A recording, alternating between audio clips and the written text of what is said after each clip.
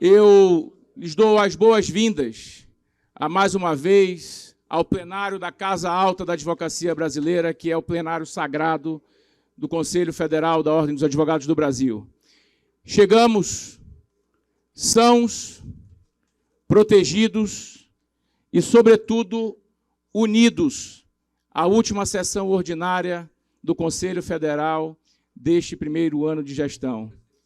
Portanto, inicialmente, agradeço a todos pela confiança depositada em nós e também pela unidade mantida por cada um e por cada uma que optaram por seguir juntos nesse processo e nesse projeto.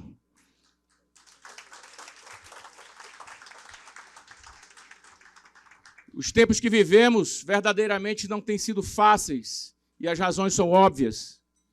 Todos nós sabemos que acabamos de passar por um dos mais conflagrados processos eleitorais do Brasil. E para nós as narrativas não importam. Para nós ideologias não importam.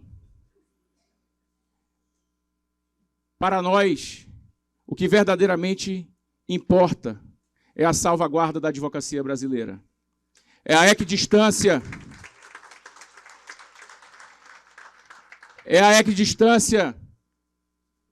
com os projetos políticos partidários que foram apresentados no país para com a Ordem dos Advogados do Brasil.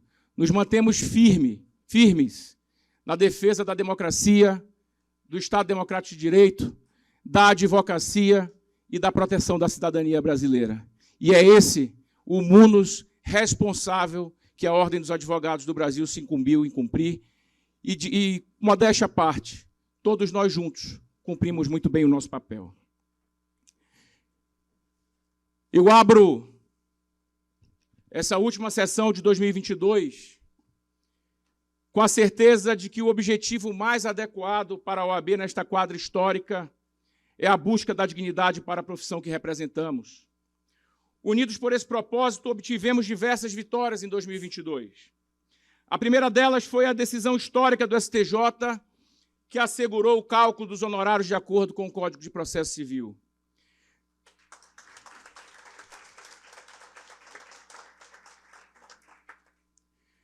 Depois, essa disposição se tornou lei, aprovada pelo Congresso e sancionada pelo Executivo. Estivemos unidos em todas as etapas deste processo, conselheiras e conselheiros federais, estaduais e de subseções, presidentes de seccionais, de subseções e de caixas de assistência. Todo o sistema OAB unido em prol da classe. Afinal de contas, fortalecendo a advocacia, fortalecemos o cidadão e a Constituição. E como nos ensinou Raimundo Faoro, o advogado, quando atua, não o faz em nome próprio, para o seu proveito e prestígio. Ele está a serviço da ordem jurídica. A causa não é dele, e é por isso, como advertia o padre Vieira, não pode mercê e misericórdia, não pede mercê e misericórdia, não pede pedindo, senão protestando e argumentando como quem pede justiça e não favor.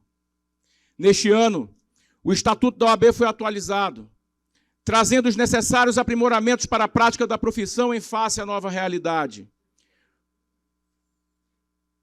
Obtivemos, assim, um importante reforço para a inviolabilidade dos escritórios, que já não podem mais ser invadidos com base apenas em teses e suspeitas infundadas.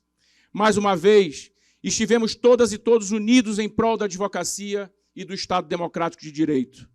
Assim como juízes e membros do Ministério Público só podem ser submetidos a procedimentos disciplinares por suas instituições, agora está assegurado que apenas a OAB pode submeter advogadas e advogados a procedimentos disciplinares. De novo, obtivemos essa conquista unidos. E mais recentemente, conseguimos no CNJ a determinação para que sejam restabelecidas as audiências presenciais no país. Não abrimos mão das facilidades e avanços dos meios virtuais de acesso à justiça, mas isso não pode significar o banimento do contato presencial do advogado e do jurisdicionado com o judiciário. Nosso foco está em atuar em prol da profissão e também do Estado Democrático de Direito. Sem ele, jamais existirá advocacia. Valorizamos a busca pela pacificação do país, pelo fortalecimento da segurança jurídica, pelo respeito às instituições e também pelo resultado das urnas. Só assim teremos no Brasil um ambiente de negócio capaz de nos levar à retomada do crescimento. Zelar pela Constituição neste momento é cuidar para que os eleitos em outubro assumam seus cargos sem nenhum obstáculo.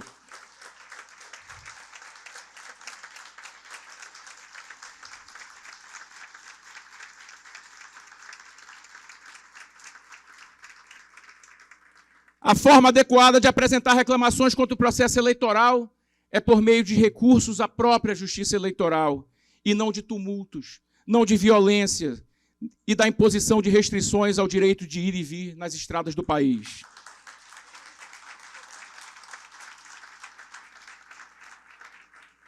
Nesses tempos de Copa do Mundo, cabe aqui uma analogia. No jogo democrático, as regras são claras. Quem ganhou assume o mandato e governa. Quem perdeu entrega o cargo e se prepara para a próxima disputa. A OAB defende a legitimidade dos eleitos para exercer os mandatos colhidos na vontade popular. Essa sim é soberana. É necessário, no entanto, salientar que os eleitos têm a responsabilidade de governar para todos e não para seus eleitores.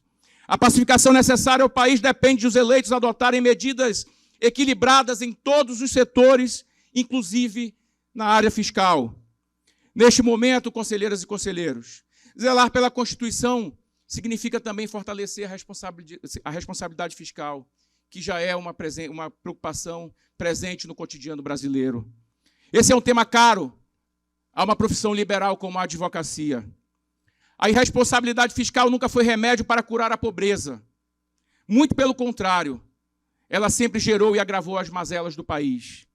Da irresponsabilidade fiscal é que nasce o mais perverso dos impostos, a inflação, que já está estampada em toda a grande imprensa e na mídia impressa brasileira. Qualquer política de transferência de renda, ainda que justa e necessária, é muito menos efetiva do que manter a inflação sob controle e os juros em patamares baixos. Afinal de contas, é a inflação controlada e o juro baixo que permitem o desenvolvimento social e a geração de empregos no Brasil. O setor privado precisa ser também respeitado.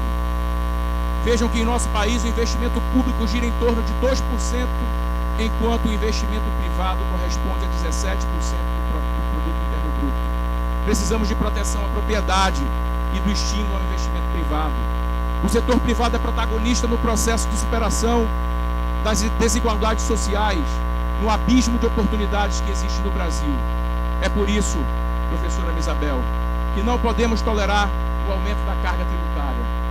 Por fim, o que nos une, prezadas conselheiras e conselheiros, é o dia a dia das petições, dos nossos escritórios, dos fóruns, do estudo e do aperfeiçoamento das leis e do sistema de justiça. O que nos une é a defesa das prerrogativas da advocacia. É a natureza liberal da advocacia, função essencial à justiça que batalha pelos legítimos interesses dos clientes, sejam eles pessoas físicas ou jurídicas.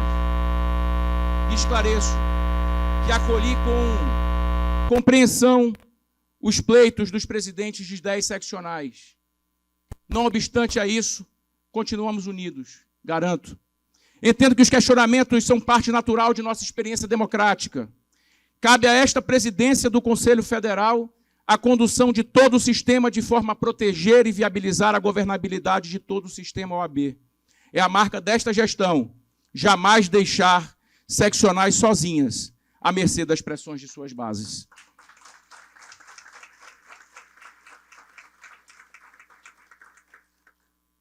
Enquanto eu presidir este conselho, nenhum dos nossos experimentará o abandono ou a covardia de não enfrentarmos os temas, debates ou questionamentos que emanarem do seio da advocacia. Atuamos sempre em defesa das prerrogativas profissionais. A ordem não interfere em processos dos quais não figura como parte, nem tampouco é defensora dos clientes dos advogados. Como já sedimentado na cultura da entidade, não somos longamanos de governos, nem linha auxiliar da oposição.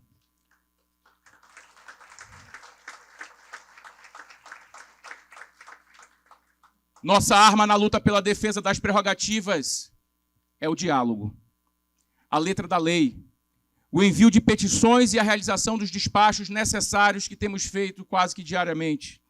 Dessa forma, temos atuado incansavelmente junto ao Supremo Tribunal Federal, muito embora algumas vezes isso não fique muito claro, porque os holofotes não me seduzem. Dessa forma, temos atuado incansavelmente e manteremos esse esforço diuturno para fazer valer prerrogativas, direitos e garantias. Ainda que exista no Brasil diferentes clamores pautados em inúmeras narrativas, muitas vezes controversas, não embarcaremos no corredor do retrocesso. Seremos a ordem quase centenária, o instrumento de pacificação e avanço civilizatório de nossa sociedade. Cobraremos dos governantes indistintamente o cumprimento da lei, a boa gestão, o emprego das melhores práticas, o respeito às instituições, a independência dos poderes, a manutenção e a defesa permanente do tão sagrado Estado Democrático de Direito.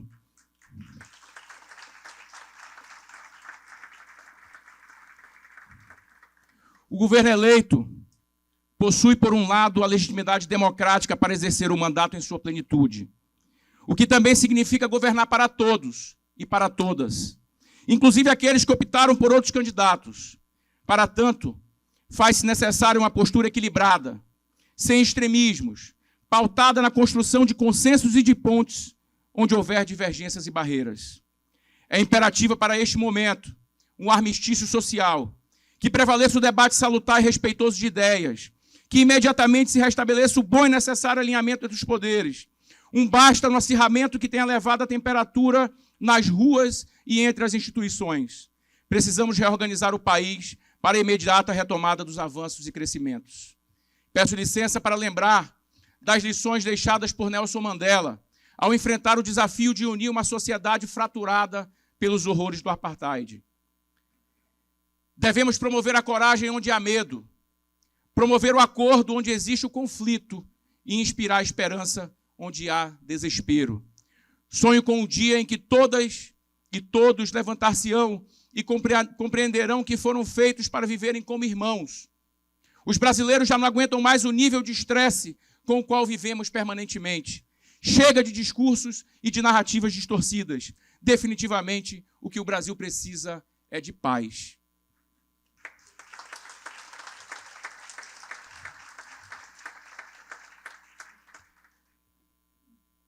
Para encerrar minha intervenção nesta manhã, registro que desde o início da gestão, em fevereiro último, chegamos à marca de 1.300.000 advogados e advogadas.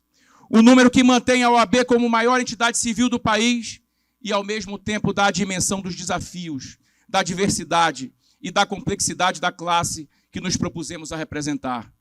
A OAB só existe se atender aos anseios da advocacia e cumprir o seu papel enquanto instituição na sociedade. A ordem incumbe a defesa do Estado Democrático de Direito. Por isso, defendemos as prerrogativas da advocacia de forma intransigente e, de igual modo, a independência judicial e o respeito à soberania popular. Atuamos pelo fortalecimento do sistema de justiça e da Constituição Federal.